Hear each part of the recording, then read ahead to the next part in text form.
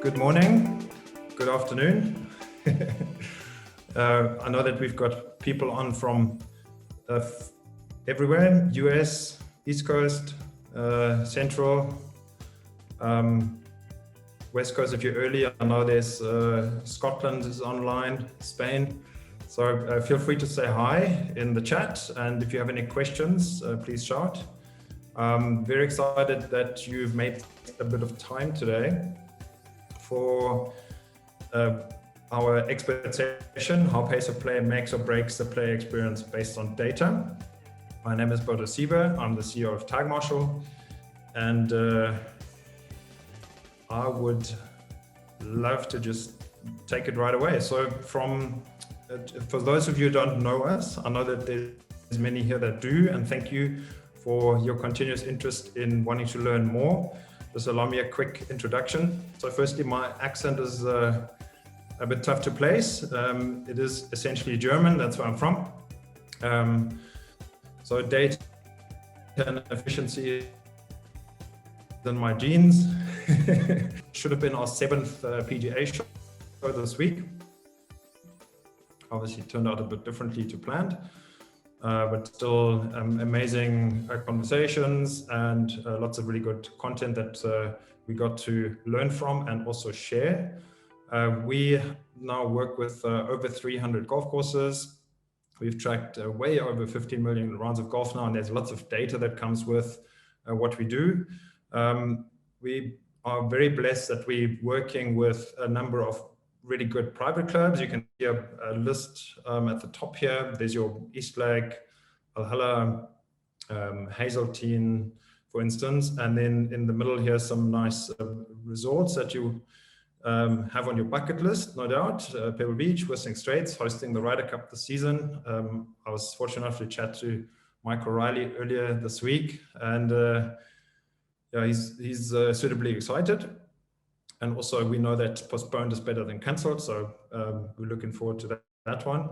We're also very active in Europe with lots of courses from Scotland, Ireland, Spain, Portugal, and other countries joining to work with the European Tour and the USGA and a few other organizations. Just looking to add value where we can. And it's been an amazing journey for us, and one that obviously is full of learning. And this is why I'm here, because you know, we've become experts in this, and very grateful that I get to share some of this work that our team does, and also the work that we do with the managers, and we get to learn a lot from those.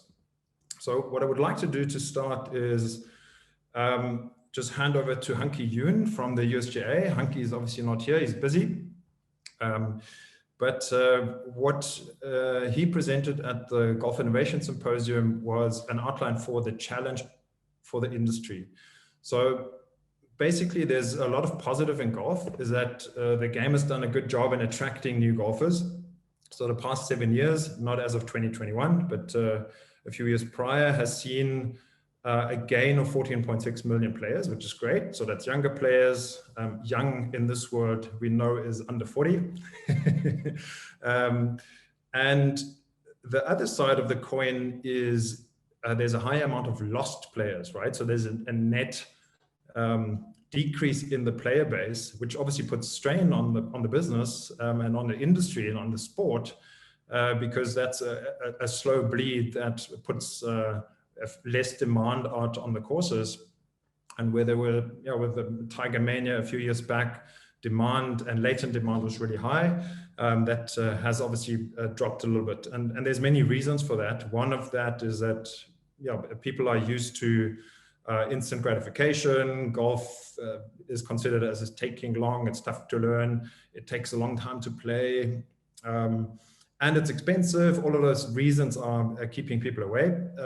Then obviously there's a few good things that have happened in, for instance, Topgolf's entering the game, and they've done over 20 million rounds in a single year now, and there are many locations. Obviously also had a massive buyout not too long ago. So that's certainly helping, but it shows you that the opportunity is changing a little bit because Topgolf is a very different experience to a traditional round, but there's a lot that we can learn from this. So now last year, the world has been thrown into major turmoil, and thankfully golf has come out flying colors by sheer luck, really. So COVID in 2020. So here's some Ngf data, and this is probably not news to you, and many of you managers would have seen a higher demand in 2020. So public course rounds year on year were up 12%, and that is despite there being periods of lockdown. So despite potentially April being a no-play month potentially, the clubs had made up for that in other months. For instance, August was a really high traffic, 20% up year on year in the US, and private club rounds are up even more. Now, again, there's reasons for that. Golf was considered safe to play. Also, with more work from home, less business travel, less alternative opportunity to get out there, golf obviously was in high demand. But what the mistake we mustn't make is that we now believe that this is going to be like this forever. We have to work very hard to keep these players and turn them into players that are going to stick around forever or as long as possible. So the challenge for the industry remains, and it is, we need to do a better job of retaining golfers, especially newcomers. And the other portion of the challenge that Hanke Yoon and the team from the USGA have identified is we need to reduce resource consumption, because the macro trends is that margins dropping because there's a lower player base, cash flow goes down, there's potentially a price fighting spiral where we're trying to discount our way into more players, and the capex then drops right away. So that means that we can't provide the best possible course conditions, the best possible service, and then that becomes a spiral that really hurts us, right? So we need to reduce the cost of operations, work smarter to be sustainable and profitable. That's a really simple challenge. And so what the USGA have done, and many of you would have seen that, is they're asking the industry to take on the challenge, which is a 25% reduction in the consumption of key resources and a 20% increase in golfer satisfaction by 2025. Now this challenge was shared in 2019, which was obviously pre-COVID and a time that we could all still travel and things were normal. And just to showcase that even more, this event, the Innovation Symposium, was held in Tokyo because this 2020, last year, they were supposed to host the Olympics with the Olympic golf tournament as well, hence Tokyo being the location. So here's the challenge. Resource consumption must come down and golfer satisfaction must go up so we can attract new players and retain players and the industry can have a healthy future. Now, what I would like to do is pick a quick poll because we have obviously to learn and we want to just find out from our crowd quickly what you believe are the key player experience factors. Course choice. Here you go. And maybe to ask the question slightly differently, what makes you choose one course over another as a player? So let me just launch that poll, and if you wouldn't mind just giving this 3 quick clicks, what you believe are the differentiators, what you believe are the key experience factors out there. Pick 3. You don't need to justify it, just go gut feel. And obviously you're all players, or most of you. Hopefully you get to play more than myself and my team. One of the curses of being involved in the golf industry is that you never get to play, right? But you also, and first and foremost, you're managers, and you manage a lot of traffic and a lot of people are coming through your courses. So what are the key key factors? So what makes you choose one course over another? What makes a player choose one course over another? I know that our topic is very much pace of play geared, so we're expecting that to come out tops. Let me quickly end the poll and share it. So we have pace and flow of play coming out high, course conditioning coming out high, accessibility, tee time availability coming out high, because when I can make time for golf, I want to get a tee time that works for me, and I want ideally to play with my friends. Playing groups in a group, value important, Course design doesn't feature at all, right? That's interesting, but this is obviously a small sampling. Okay, let me push this away and quickly show you. Natalie, you will tell me. So Natalie's our marketing manager, if this is still disgracing our screen. If not, I'm assuming that we're good. So you rated pace and flow of play and course conditioning tops, and so did 25,000 golfers that were quizzed by the USGA. So here they came in at top factor was course conditioning.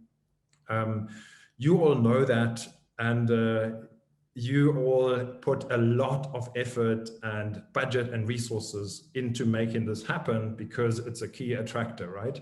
But very close to that, and that is often surprising how close it is, and the correlation obviously is immediate too, is pace, flow, and time it takes to play, pace of play at 74%. So this is a much, much more modest opportunity in terms of the cost to do something about this and be effective with it.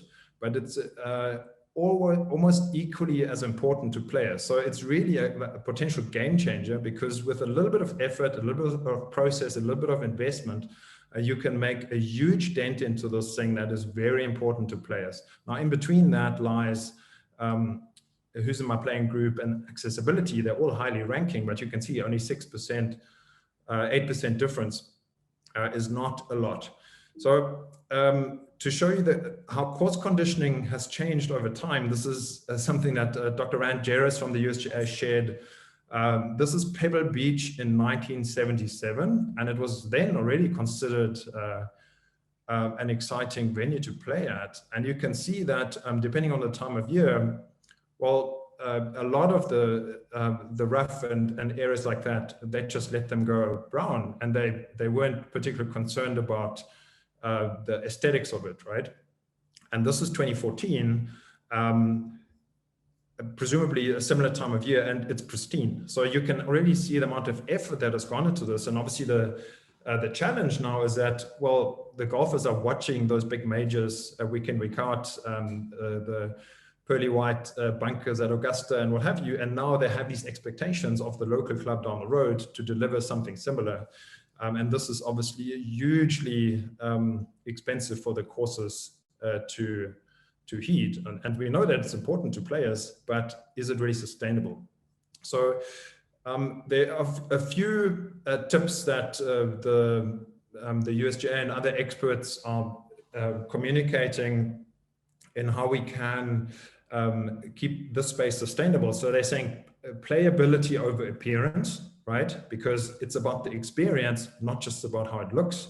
Efficient resource management makes budgets go further. That goes in line with bringing on costs of resources, and labor goes in with that. Technology brings precision, automation, optimization, and savings. So they're really looking for the industry to start gearing up for technology, because we have to move away from the status quo. We can't do things the way we did 10 years ago if we want to be relevant in the future. And I mentioned Topgolf earlier. That's one of those, well, technology powered attractions really that's come out of nowhere and has been immensely impactful for the industry. So that shows you.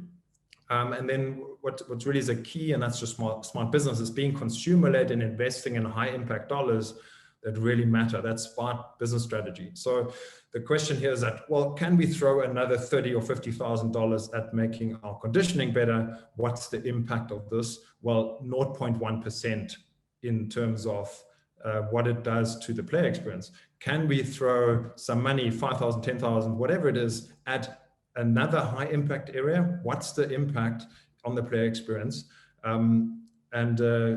Ultimately, how does that then impact our business? So it's smart strategy to think about that and not just throw as much as possible at something like conditioning. So I've got another poll for you, if you don't mind, because if we want to understand the player experience and especially the pace and flow of time of it in terms of the aspects, we need to identify a little bit, what is this actually pace of play? What is this thing called slow play? And how is it different from flow, and how is it different from the time?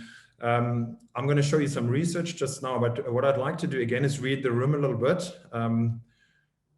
if you don't mind me throwing another poll at you. I hope this is the right one. Okay, so yes, here we go. So in terms of what really grates you, what are the factors that frustrate you?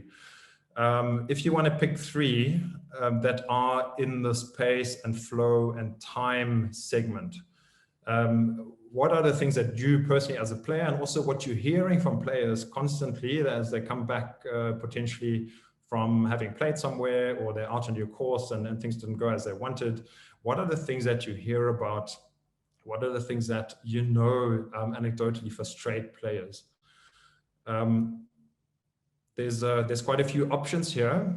So if you wouldn't mind, just we've got another 10 seconds.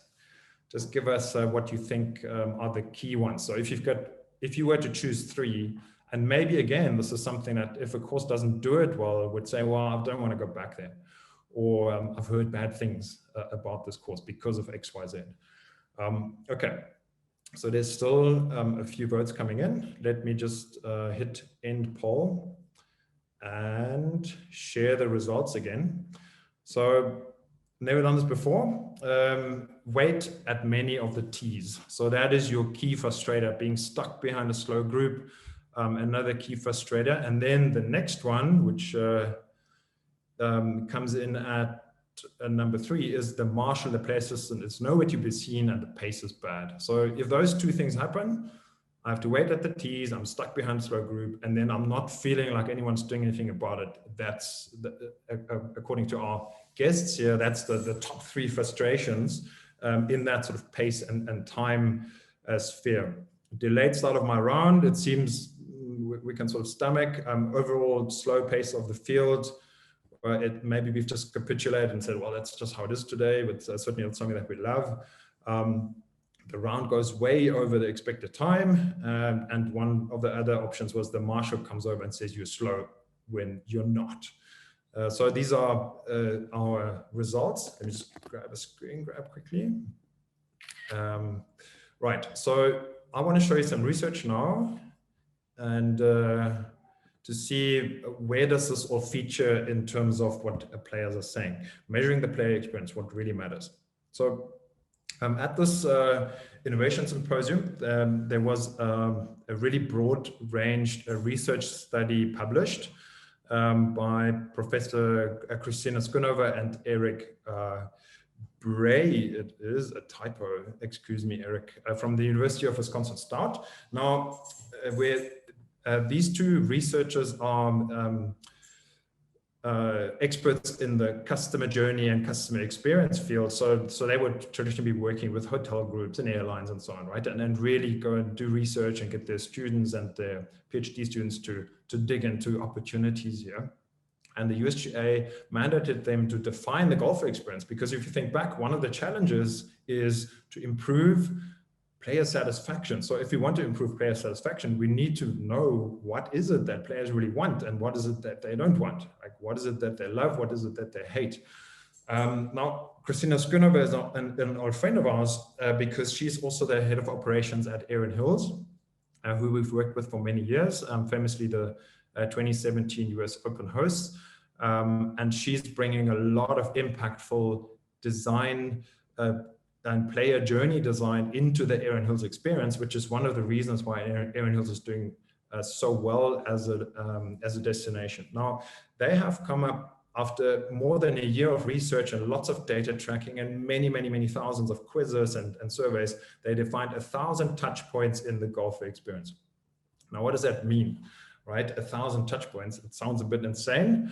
But they looked at it from a really holistic point of view, but also in amazing detail. So if you're picking up your golf bag and putting it into the trunk, that's a touch point. If you're driving through the gate at a course, that's a touch point.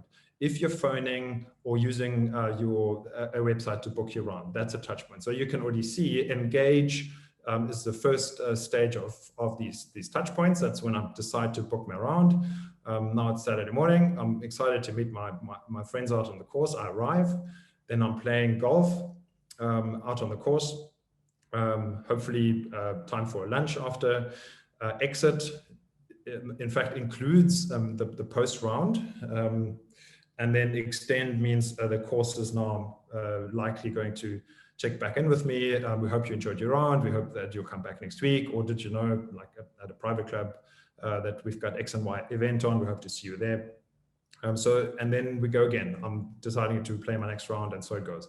So what we would adjust in this is just giving the golf more prominence, because really this is the whole reason that this whole cycle happens, and so it really drives the bus. But also, it's where most of the time gets spent, right? It's hugely impactful. It's not everything in this journey is created equal. And much like not everything in this 1,000 touch points is created equal. So what they've done across these 1,000 touch points, if they defined what are the frustrators, what are the perfect frustrators, which sounds a bit bizarre, but basically the worst things you can do to a course, and what are the dissatisfiers, satisfiers, delighters, and perfect delighters, all the way up. So an attribution process across all of these data points. And they've done an amazing job in really understanding the space. Now, there's a few things that have come out that are interesting and surprising. And I know that some of you would have seen this, and bear with me, there's also research that you've never seen before. So just stick around. So what they found is that the single one positive factor and delighter is positive ranger etiquette. You would have never thought that. You would have said, hey, if my conditioning is great, that surely is going to rise to the top, but not so. So positive ranger etiquette gets the overall top score in terms of, if this is done well, I'm really delighted. And I think the simple reason for that is that because it's so unexpected, because the ranger, the marshal traditionally is a grumpy, potentially heavy-handed, retired person who comes over and says, hey, you're slow, get on with it, right? So if there's positive etiquette, then this really rates high. Obviously, green and open tees rates high, and this is something that you rated highly earlier. I don't have to wait at the tees. Great, I love it. And then on the flip side, overall playing speed also good. On the flip side, others speed is the lowest ranking experience factor in 1,000 touch points. If others are slow, absolutely can't stand it as a golfer. Much like your results showed earlier, if I'm stuck behind a group or a number of groups, really can't cope. And then corrective pace of play actions, which is your, hey guys, get on with it, you're slow. That is the overall worst score out of this collection of 1,000 touch points. And there's many, many things in this, right? There's an amazing lunch. There's, is the beer cold? Was the ice cream perfect? Were there ball washers? Is the staff friendly? All of those things are in this list of 1,000, and these are the things that rise to the top and they drop to the bottom. So you can already see that this is hugely emotional, and there's also a big conundrum in this.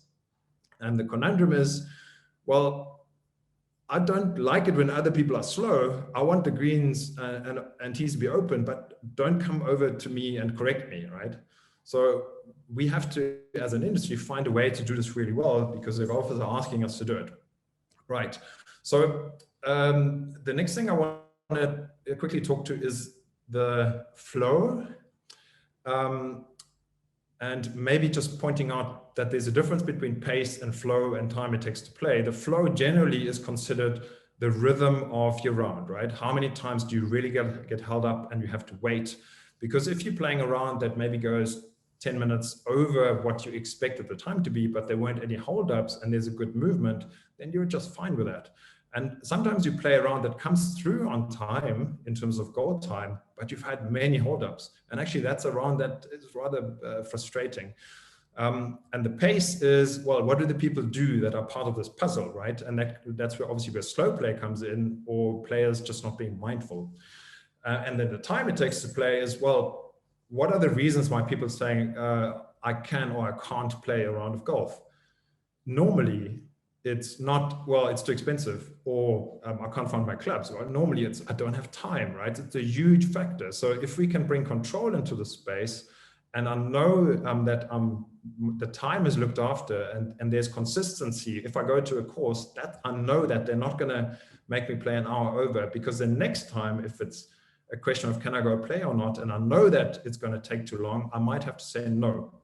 And again, this is where COVID's helped us in 2020, because people just had more time all of a sudden, but it's not going to stay like that. So we have to work really hard to make this happen. And one of the things that players are always going to rate, and this is quite a well-established consumer rating system now, it's called the Net Promoter Score. And basically what it asks you is, how likely is it that you would recommend company brand to a friend or colleague? So think about Delta Airlines, or think about a golf course that you're going to.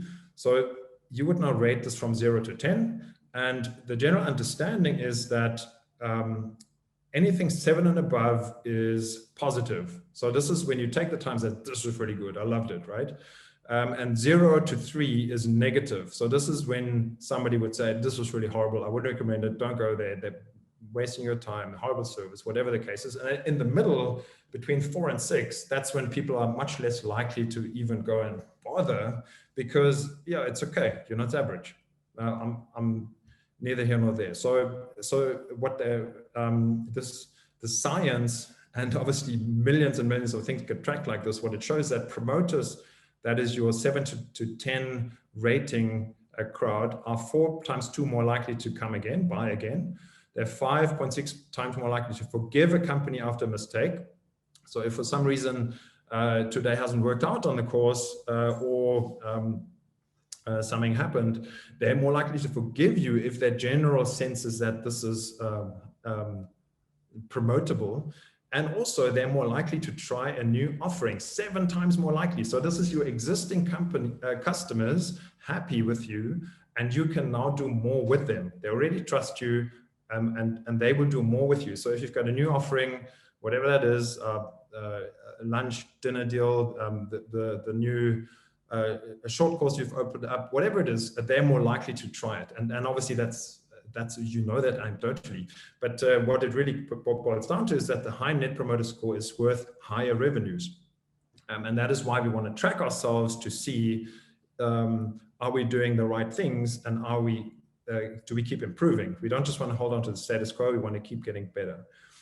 Right, so how does this flow and pace scenario now work with the Net Promoter Score? And again, in line with the research that I showed you just now, this is research from Players First, which is one of the post-round survey companies that's doing a really nice job. And obviously they look with almost 40% in private clubs, they told me, a response rate. They've got tons and tons of data, and they found that there's a very direct correlation between flow of play and Net Promoter Score. So if medium to good flow, the Net Promoter Score is really good, and if it's bad, it drops rock bottom. And that shows you, if the flow is bad, it's not just, the beer was a bit warmer than I wanted it, or my lunch took a little bit too long, whatever it was. We're not forgiving about this. If it's bad flow, it tanks. Okay, so it's got a huge impact. The other thing that they found was that, well, any operation, any service operation, really it comes down doing a few things well, right? And you want to make sure that you do them well all the time, consistently, and also you want to make sure that you keep getting better. So what they found, there's a few simple things we need to do. We need to make sure that people are feeling welcome. So that is what you pick your staff for in terms of your hires. That is the culture that you instill. That is what you want to be known for. That is why everything around your clubhouse, backdrop, range, and so on is staffed with really good people with a Ritz-Carlton smile, hopefully, because we want people to feel welcome. Now, feeling welcome also means I don't want to be lost somewhere. I don't want to, it's uncomfortable if I don't quite know where to go or what to do. So you want to have clear signage and clear guidance, and just making sure there's a good flow of the journey. Then flow out on the course needs to be good. Pace of play needs to be good. If I do that well, that's happy. And then interestingly enough, meeting on-course staff ranks really high. And if you think back to, I don't know how far I have to jump, to this graphic, I'm out on the course for 4 hours, 4.5 hours. So if I'm not seeing anybody, that is a service opportunity missed, right? And firstly, I'm probably going to be thirsty and want to grab some drinks or some beers. but also I want to be looked after. Just what if I need a new sleeve of balls? What if I've got a question? You know, what if I need some help? Look after me. So this is a big opportunity. And players are telling us, according to these many surveys, if I met on-course staff and they're checking, are you enjoying around? Hope to see you in a grill later, whatever it is, having these friendly conversations makes a big difference. And many of you do that. But also, and often, and sometimes we speak into clubs that are saying, well, we're so busy in the pro shop, we can't get out there, you know, or they've got a marshal who goes out there and is potentially having a negative experience influence on the players out there. So do those things well, make players feel welcome, good flow out on the course, meet on-course staff, means high net promoter score, 70, that's really good. If we don't do those well, net promoter score goes down. So they're less likely to promote and say this was great. They're also less likely to come back. They'll do less with you, right? And there's also immediate correlation to restaurant visits. If this all worked out, great, I'll go and spend more money with you. If it didn't, a percentage of people goes and slams the trunk and runs away. So, and there's not really a difference between weekday or weekend. It's always the same and it's always sensitive. So this is how the net promoter score is immediately impacted. And you will find a lot of clubs that are doing these post-round and post-stay service religiously, because they really want to know what is it that we can improve, because we're not just happy with the status quo. We know that we need to push for better. The industry knows that we need to make sure that the satisfaction levels keep going up. So that brings us to a question of measuring the pace and flow of play. And how do we know if we're doing well? Because obviously there's a measure that you might say, well, we don't have a lot of complaints, right? But that is not a good enough measure. Like, how much praise do you get? That's the measure that you want to go for. How many people are saying, guys, this was amazing. Your flow has been absolutely fantastic. That's why I love coming. How much of that are you getting? Because if you're looking for, well, we're not getting enough complaints, that means nothing, because most people just mumble, or they don't tell you, they tell their friends, and they don't come back, right? So this is where we need to know how we're really doing, and complaints is not a good measure, but neither is the average round time. And I want to show you why, because that is a classic metric in golf, average round time. And this is some real data. So this course wants to play to 4 hours. They're coming through at 4:06 in March, Arizona, 3,300 rounds, quite busy, okay? And you would say, hey guys, this is well done. You're almost where you want to be. But the problem is, and obviously also that's a climate geared a little bit, is that only 27% of these rounds are on pace or faster. And obviously that also tracks your twosomes and so on. And 73% are actually not on pace. So even though our average looks good, there is a lot of bad in this. If you look at it in detail, and obviously this is where measuring and data and knowing what to look for comes in critical. So on pace and fast is this portion, within 10 minutes is this. So this is what players want, okay? But now you've got your early morning and your fast rounds, balancing out all this bad stuff, right? 30, 40 minutes over. And it doesn't mean that all of these players are slow. No, but there's a few groups out there. And then what happens? I'm stuck behind a group. I'm having to wait on the tee. And this is what I remember about my round. And that's why I might not go to the grill.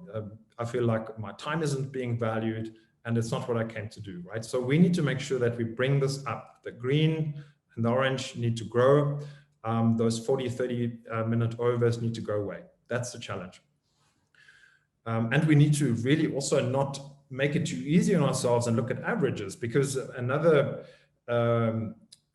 way that you experience average is if you're looking at the daily temperature, for instance, right? So early in the morning might be icy cold, in the afternoon might be really hot. And meteorologists might say, well, the average today was a balmy temperature, but well, I was actually really cold this morning and I was really sweating this afternoon. So it means nothing because my experience lies somewhere in between here. And I want to make sure that I'm on the green side and not on the 40 minutes over side. Okay, so now we've got some pro tips for you. You're all here to learn. And like I said, there's some amazing high impact managers that we work with, also some really good management groups that obviously are instilling these processes into their teams and making sure that they track performance around it. So one of the things that we've learned in working with a company called Advanced Golf. They've got more about 15 properties, and what their leadership is saying, they want their teams to show high competency as an operator in everything that they do. So high competency. So what are the things that are important to players? Well, here's your list of 5 or 10 things. Well, let's do all of this with high competency, high care and compassion for players and the guests' time and experience. They are choosing to play in your course. So we really need to care about it and not hide and saying, well, they're going to complain if it's not good enough. No, they're already complaining. They might be silently complaining, right? Not coming back, by not spending more time with you, by not telling their friends about, right? So you want high care and compassion so that you can really show and prove that you're doing it better than others. High competency, even if there is no problem, right? So that's important. For instance, around the pace of play. Well, if you're doing really well in terms of flow, communicate this to players and check in with them and say, hey guys, you're really doing nicely for pace today. Our field is flowing so nicely today. I hope you guys are having a great time and shooting a great score. And because you've got more time available, have another beer with us later. Why do we want to do that? Show high competency. It's because we care and we want to show that the excellence is here by design, right? It's not by chance. So if you're putting a lot of effort into things, communicate them constantly and show a high competency, even if there's not an immediate problem, because you're doing this by design.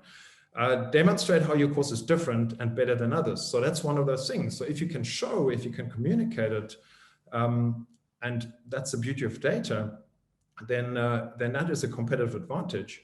And one of the key learnings is that it takes 3 times for a player to become loyal. So that means every single time matters, right? So if somebody really wants to like you and the friend is dragging them along now for the 2nd time, but today is when things don't go well out on the course, well, you might have lost the opportunity to turn them into a repeat customer. So you need to have that consistency and it can't be a lottery, no surprises. And we want that high competency in anything that we do. And we know that there's certain things that are important to players. They want the condition to be great.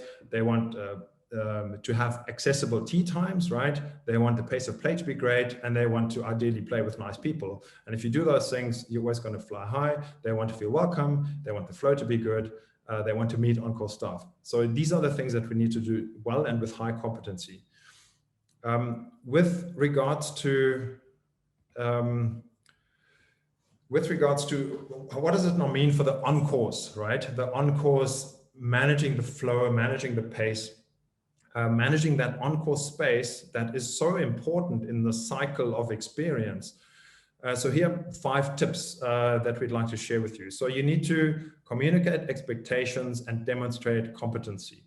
So make that part of your starter speech. If you don't have a starter, find another person who checks in with the players before they go out to make that part of the communication. Like, this is the expectation. We want to make sure that the field stays on pace, that you're not stuck behind a group, but also do us a favor and try not to be that group. And this is how we do it, right?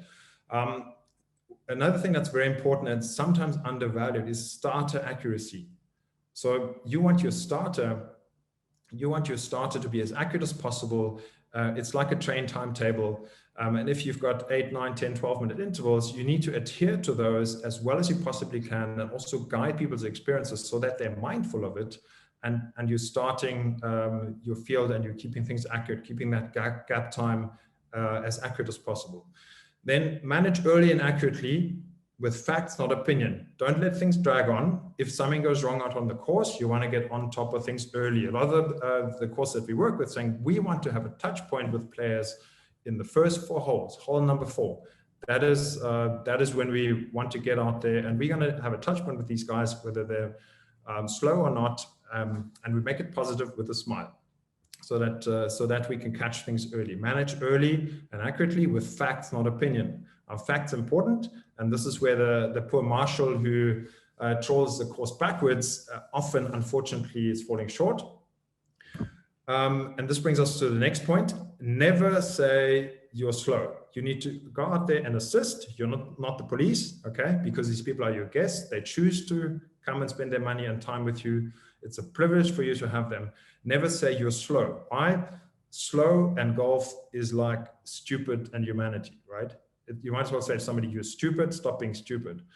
And players cannot, and they will not tolerate it, and you immediately creating confrontation. So teach your team scripts that are not confrontational. You want to support them. How can I help you? And the key line here is you're a bit out of position.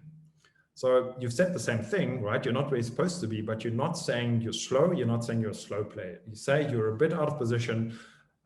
This is what I suggest we do. I'll help you get back in position. Very easy. And ideally what you want is to have facts with that, because it's then not a question of opinion where the player says, but I'm not, you know, like I've been waiting on this group in front of us the whole day and that's why I'm slow, or that's why I'm not where I'm supposed to be. So never you're slow, don't police, assist. So again, ideally what you'd want to consider is adjust that marshal role, that range role altogether and call these guys player assistants. So a lot of the courses that we work with do away with marshals in that traditional role. They use player assistants that add lots of value from a service point of view. And then these guys go out as they need and they're well informed. And then ultimately, the last point is track data, measure outcomes, look for improvement. So that's absolutely key, because this doesn't happen by chance and it also doesn't get better by chance. You need to benchmark, track, and keep looking for better every single time, because remember, if a player is on their round number 2 or 3 and they're giving you every chance to turn them into a loyal customer or a member in the future, whatever it is, and today goes bad, they might not come back. We need to make sure that there's consistency, and we can only do that if you really measure and understand what is going on out there at all times, and that's where data changes the game, right? So, and that's where I want to show you a little bit of how Tagmarshal helps the industry. So if this is a traditional way of managing your course, then we're really not where we need to be in 2021, right? Like if this is me as a manager, or if this is my staff and they can't see what's going on, then we're really at a massive disadvantage if we want to manage the space well. Well, this is obviously a joke, right? The marshal maybe is here and playing groups. Well, the early round should probably be around there, but we're not sure. And most courses, a lot of courses are not easily accessible. It's a big territory that you need to try and manage. And there's lots of moving parts. And also there's moving parts that are tricky to control, right? Because even the most compliant player might be losing balls in today's round and actually holding up others, right? So if you don't know about it, how are you going to manage the space? So here's where a system like Tagmarshal really brings a lot of data and information and line of sight and makes this really intuitive. So this is the same course that I can't see. I can only see as far as I can see. And now I've got full line of sight. I know exactly what's happening, but not only do I know where everybody is, I also have information as to their status at any given time. And what that means for us is that there's lots of green groups, and they're small because they're fine. But these are playing groups that are in position, they're where they're supposed to be, all good. Now our system calculates what's the risk for these particular groups out there in terms of messing up your day's flow, right? And it's identified that group number 17 on the 5th is the biggest problem right now. This is the head of the snake, because they are early in their round and they've got 2 groups that they're already impacting behind them. There's another smaller problem. You can see it's immediate, it's a bit smaller with 1 group behind. And here's another red group, 4th color. Red means they're out of position, but they're not impacting anybody just yet. So your on-course assistants, your player assistants now would get a ping. Okay, this is an issue. Here they are. You can see how they're doing their jobs. And we want them to go out and do an intervention, and do that with a smile, like we said, and really have that chat. Hey guys, Mr. Greenblow, Mr. Reed, you're a bit out of position. I know who these players are. I know where they are. I know how far they're behind. I can see the pace trend. The first 2 holes they're playing fine. Then the hole 3, 4, and especially hole 5, they really dropped off. They probably lost some balls, whatever the case might be. So I've got all of this information without even being out on the course. So you can already see that this is a huge efficiency game changer. And very often we hear from from our partners that this is like switching on Waze or Google Maps for their golf course, where in the past there were paper maps and pencil and paper and lots of labor effort to try and make sense of things, and still the players weren't responding, and still it was hard to manage. So now you've got all that you need, plus you know where your drinks cart is, the drinks cart know which players are coming when, they can be more efficient, they can be more attentive. You can track your superintendents. If there's a viable gap in the field, well, they can get out there and get some more work done. Line of sight data helps everybody. Okay, so just to recap quickly, so if we're managing the space well, if we're setting expectations, if we're doing these things well, we're giving golfers what they want, which is positive ranger etiquette, green and open tees, no holdups, other speed is regulated, it's managed, there's good flow, and we're not doing this dreaded corrective pace of play actions, because even if we have to go chat to a group, we'll do it with a smile, we'll do this data, we're not on the back foot, and we'll help them, right? We're here to assist, we're player assistants. The ranger, marshal role and placement, we don't need to worry about any longer. So now we've really taken care of what players are saying is important to them in terms of their frustrators and delighters, and it makes a big difference to your business. I'm going to show you that just now. So how does this translate into price elasticity and profitability? So price elasticity is a fun word. It means that you've got the ability to stretch your pricing, and because people feel and know that they're getting value from you, they will come and pay more, and they will come back and they will say, this is great value. Because sometimes a $300 round of golf is fantastic value, and sometimes a $20 round is horrible value. I just want to check, I'm getting chat messages here. If you've got any questions, ask them. We've got probably 5 more minutes to go through this, and there's a little bit more data I want to show you. So here's another game changer for you that shows you that managing the space well and managing the flow of play well pays not only in high net promoter scores, but in literal dollars, because there's more research that came out of the USGA, and they found that especially younger players are willing to pay more. And the question was, how much more would players pay for a round of golf if it was significantly improved? If the pace was significantly improved, how much would you pay more for it? So they found that gender and handicap didn't have a big impact, but age is a big impact here. So under 40s are willing to pay more. Older people, older players, they might not be as stressed, they've got more time budgets available, they might be retired, they might have made it, not quite as sensitive, but even here, there is a group of players that are willing to pay more. And I'm not saying put your prices up, right? I'm saying this gives you the right to earn higher fees for your customers. If you really manage the space, they're saying, if you give me that, I'm willing to pay a bit more. I place value on that. So but what we can do now is we can match expectations dynamically, because some of these players really don't care. They're fine if it bumbles along, but others are saying, I can only play if you give me what I want. I want this experience to be fast and crisp and neat, and that's when I can play more golf, and I'm willing to pay a bit more for it. So we need to match expectations dynamically. I'm going to show you what I mean by that. So here's one of the clubs that we work with, a little known resort in California, and this is information from their website. We have worked with them very extensively. It's a hell of an operation, excellence written all over it. Obviously, also add a price tag. But what they're saying is that according to the data, this is how we have staggered our day dynamically. So we have given them a lot of insights and data that they could make informed decisions to not run a classic static goal time at their course, but to pull the day along and start the day faster. And what that means, and this is on their website, and they're communicating this with their booking processes. How do you like to play your golf? Do you want to play in 4 hours, 4 hours 15? Do you want to play at a brisker pace? Is this how you like your experience to be? Great, book one of these rounds.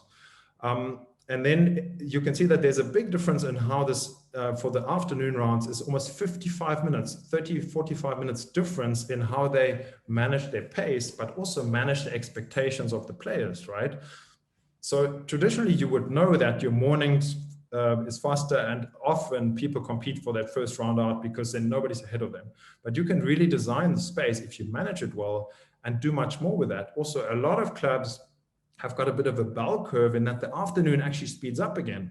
So you can now use this information to communicate effectively to players and match their experience expectation with what you're going to present to them.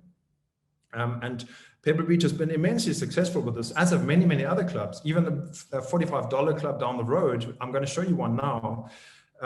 This is a dynamic goal times, that's what we call this. You can see this blue line running across. This is a whole day starting at 5:59 first. And obviously that's summer, that's quite a late last tea time. And this is your entire inventory and how it's run, with green being on pace, magenta being delayed. And these guys have had 2 interventions, so we brought them back so the next group actually wasn't impacted at the end of the round. You can see all of this data, that's how you try and benchmark. And then down here is your distribution, that's the chart that we looked at earlier. I'm going to show you just now the impact that this has had. So lots of interventions being tracked, teams doing their job. Average round time comes in at 4:07, where their target goal time across the day is 4:20. But because they're starting the day faster, they're pulling the day along, and then it staggers up by 10 minutes, staggers up by 10 minutes, staggers up by 10 minutes, comes down again. So you're creating a much more dynamic space. And if any of you are using dynamic pricing, well, for a reason, right? Because certain rounds are more attractive than others. Well, you can make some rounds really attractive to people who want to play faster, and you can manage the space to give them what they want. And I'll show you how this impacts your business. So you earn the right to higher fees, you match expectations dynamically. So what this has meant at this club, this is a Saturday comparison, right? Saturday, May, similar weather, same amount of players. So in year 1, when they first installed the system and track data, they came through on a day like this in 4:34, 14 minutes over goal time. A lot of players being held up out there, not happy, right? 1 year later, they come in at 4:07, having deployed live management and this dynamic goal time strategy. So that's a 27-minute improvement. But first and foremost, what it does, it really balances the course flow. So that's a lot of happiness because these players are coming through without being held up on the tee, and there's a good flow out there. And it's the same amount of players than we had last year, right? So we're really providing a better service. But what you need to remember is if we're freeing up 27 minutes for all of these 200 players, that is an amazing amount of time that they now have to spend with us in food and beverage and in the pro shop. So that's an accumulative 90 hours on a single day that people can now spend with us in food and beverage and pro shop. Obviously, they're going to spend more money alongside that because they've got more time available and they come off the course happier. And there's a material net promoter score because impact positive, because we know that's important to players. Okay. Here's another, it's a bit of a math puzzle. And I think it's important for us to understand, and this is Mike O'Reilly, that's what he presented a couple of days ago at the PGA show. So what they're after is experience improvement, efficiency, and they want to find revenue opportunities. Obviously, they're a business. So he's confirming that labor savings are first and foremost, like bring technology in, makes you work smarter, make better decisions, immediate impact on labor savings. But what he says is that they've optimized their T-sheet and capacity creation, and they're squeezing out of what they're doing another 800 rounds. But it's not just a case of how can we get more capacity out there at the detriment of the service delivery and experience, because what they're doing alongside that is they've got more rounds on pace, right? 71% on pace and another percentage within 10 minutes. So not only are they getting more rounds out, but they're also doing it much better than they ever used to. So 800 rounds at a course like Whistling Straits, if you can do the math, you might pay $400 for that round, right? So 800 times 400 is north of $300,000 in green fees. Now, what Mike is saying, not only is that found revenue versus our fixed cost base is virtually the same, we now have more that's coming in. So 2% capacity increase might actually be worth 8% in profit, because your bottom line impact is huge on this, right? But not only that, he's also saying these people now eat with us, they stay with us, and they play another round at one of our other 3 courses. So not only have we found, say, $300,000 in green fees, it's actually more than double that, because people are staying. So we probably might be scratching on $1 million in found revenue because we are doing this better. And their goal, really, this is a byproduct of providing the best possible experience and doing this one thing that players are saying, do it well for us, really well. The byproduct is optimization, getting more capacity out. So this is a great example. And we've got many other clubs that are saying, this is obviously the business end game. That's why we do it. And it immediately shows. Okay, so just recap very quickly, and I know there's some questions which I want to try and get to. So the challenge for the industry, remember, 25% reduction in consumption of key resources, 20% increase in golf satisfaction. So we as a contribution believe that, well, with a system like ours, you can get your resource consumption down because you drop labor costs, and the golf satisfaction goes up by more than that.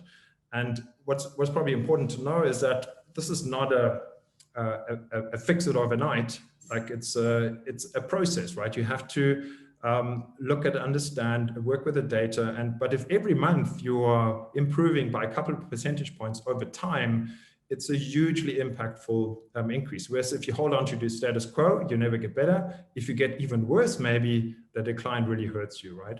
So this is where the USGA also is realistic and within the time frame. But what we're seeing with a lot of the clubs we work with, one season is enough to make a massive impact. I've shown you that earlier.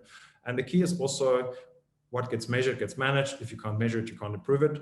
So here's a way of taking this pace of play conundrum and really making it into something measurable and into something that's got an immediate business impact and an immediate experience impact.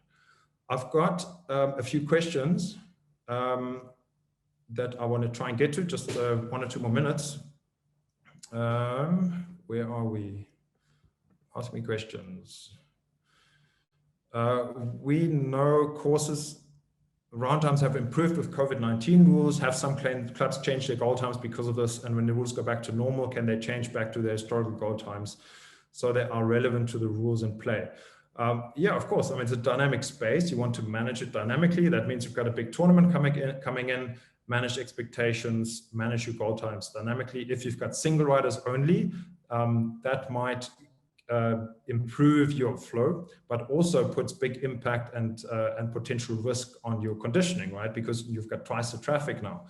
But so the answer is yes, you can adjust, and you should adjust also in line with climate and so on. So as many variables as you can consider, adjust and control around them. And this is again where data changes the game. Okay, one more question. We are predominantly a card course with a few walking groups a day. Can I get away with just using Tagmarshal for the cards, or is my logic wrong? Well, if you wanted to use Tagmarshal for the cards only, and you've got 10 or 20% walkers out there, that means that you can only see 80% of your field. So yes, you get an indication, but then is that gap in the field that the algorithm now tries to determine is that because of there's delayers, or is that because of there's a walking group? So ideally you want full coverage of the field. It is possible, but we've seen a lot of clubs are saying, well, we can save a few dollars if we don't do it. And then they say, well, it actually makes so much sense to do it and really get full coverage. So it's money well spent. Any more questions? Steve, the images of Pebble in 77 had a lot of bare spots. Are you suggesting that with the better course conditions, pace of play improves? Do you have any data on this impact? Obviously, the course conditioning and the way the course is set up has got an impact on the pace, right? So if you have a really tough setup, like a major hosting type setup that's got amazingly fast greens and really unforgiving roughs, obviously that's going to impact your pace. Also, depending on your pin placement, on your tougher holes, that's going to impact your pace on any set day. The reason that I showed the Pebble image has got less to do with the pace, but much more to do with how over time the expectations of players have changed. And maybe I can just skip back to it. if I can find it again, because it's just this expectation has just placed such a huge burden on the industry, right? Because in 1977, there were a lot of happy golfers. There were some legends out there playing, and they thought this was fine. This was a great course to play at. Now, if Pebble Beach looked like this today, you would say, "Oh my goodness, you know, like what happened? Have you run out of water? Is it true?" But so this is really just to show the challenge for the industry is to balance. Let me just jump ahead here. Playability over appearance, right? So a lot of this is appearance, and your club might invest in completely new bunker set with everything pristine, or adjusting some holes or something. But appearance does not have enough of an impact on the player experience. It's the things that you do daily and how you present that course that have the bigger impact. And that is actually much, much more cost efficient to manage. So this is what I was trying to show, and how the expectations have changed. How effective is Tagmarshal when using without on-course staff? Can we manage pace of play from the golf shop without dedicated marshals? The answer is yes, absolutely. And we have seen that for many years. A lot of clubs, when they're looking at, well, how are we going to make room for this thing in the budget, they're saying, well, if we can do away with marshal costs, and if we can rather use our existing resource base to accurately go out there when they need to, then we get a better service level. And we're obviously saving money immediately because we don't have ineffective marshals out there. The other thing that's very important is the data shows you what times of day and what days of the week are critical to manage. And then you can still manage those from the pro shop as needed. And the system is smart in that it gives you alerts. Even if you're busy with things, it pings your cell phone and it tells you group X on hole Y is so and so many minutes out of position. You'd go check it out. Am I going to send somebody out, or somebody's already on it? So it's effective rather than going to look for problems the whole time, which is a waste of resources. The problem pings you and says, here's something that you need to look at. And obviously with our two-way system, you can even send a message out to the players so they can self-correct. And the two-way system continuously tells them, you're on pace, you're on pace, you're on pace. You are now a delayer, you're delaying another group, you're 6 minutes out of position. So the group can be self-aware. So yes, many clubs that we work with, that's one of the immediate changes that they do. And they don't need dedicated marshals. They'd rather have a player assistant that really adds value to their guests and members. And then that person is accurately informed and goes out there as needed rather than the whole time. So 100% yes to that. Okay, everyone, thank you. I know that we can keep going with questions. If there's a few more, I'm happy to try and okay, here's another question, Jeffrey. Thank you. A follow-up. How much of a negative impact is there on the Net Promoter Score without the interaction with a player assistant?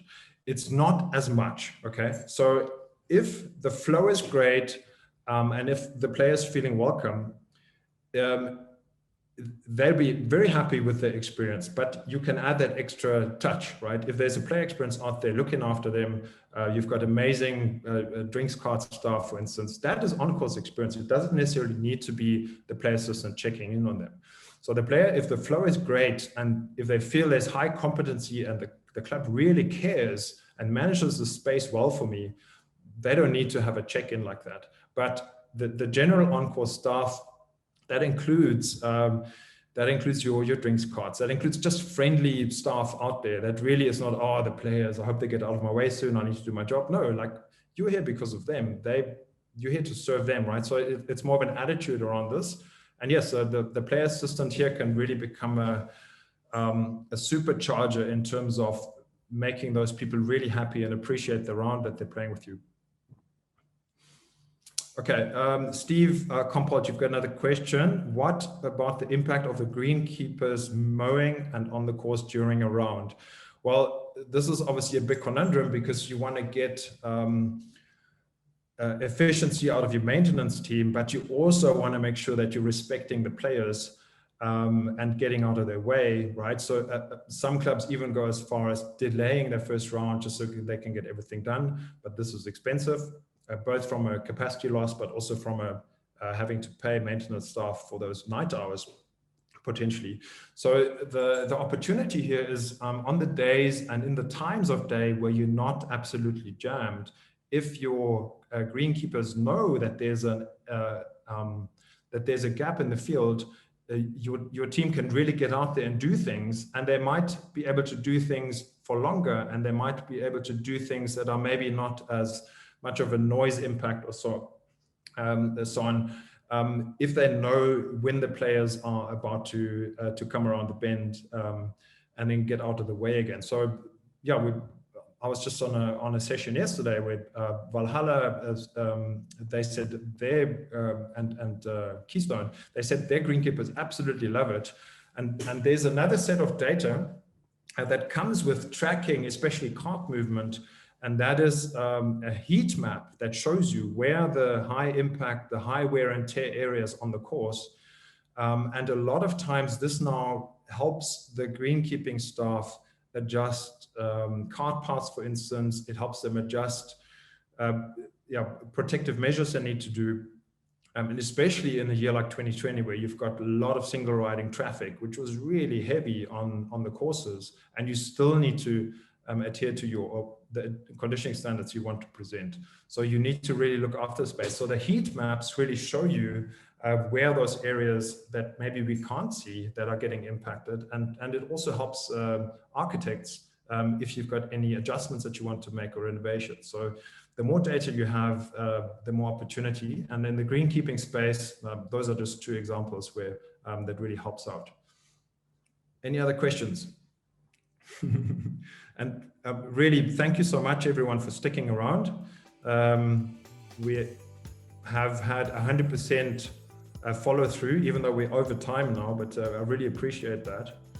But I do think that, and let me not end with this brown Pebble Beach image, rather a friendly photo. There we go. Okay. Thank you, everyone, for your time. Really appreciate your willingness to listen and learn. I hope it was interesting to you. If you would like these slides, we're happy to share. Just reach out to us. Also, we're going to share the recording. If there's anything you want to check back in on, you're welcome to. And we're always available if you've got questions to try and answer as well as we can. And I've got a whole team of analysts that are jumping all over data all the time. So there's always more that we can do. If you've got any specific questions, feel free to reach out. We're here to help. Thank you so much, and have a great rest of what would be the PGA show virtual, and have a fantastic season with less surprises and lots of growth. And hopefully we can keep attracting those players and keep them coming back for more and for many years. Take care, everyone.